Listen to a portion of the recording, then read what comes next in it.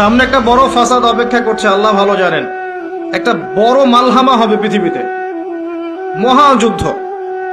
এই যুদ্ধে পৃথিবীর অনেক মানুষ মারা যাবে, এমনটা হাদিসের মধ্যে এসেছে।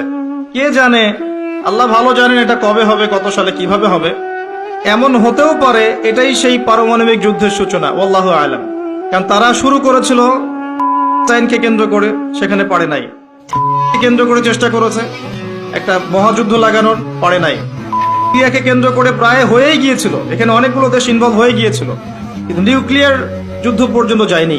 কিছু মানুষ চাচ্ছে, একটা সভ্যতা চাচ্ছে যে পৃথিবীতে একটা মহাযুদ্ধ ঘটুক, এর ফলে পৃথিবীর ম্যাক্সিমাম মানুষ যেন মারা যায়, পরাশক্তিগুলো দমন হয়ে যায়, সে নতুন করে রাইজ করবে, সেই অপেক্ষায় বসে আছে। এবং তার নাম কি সেটা আপনারা আমার চেয়ে ভালো জানেন।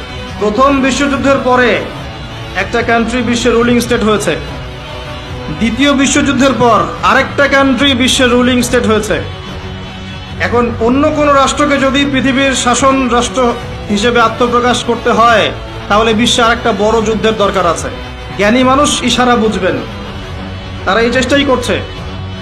এভাবে বিশ্বের পরাশক্তিগুলোকে তারা লড়িয়ে দেওয়ার চেষ্টা করছে।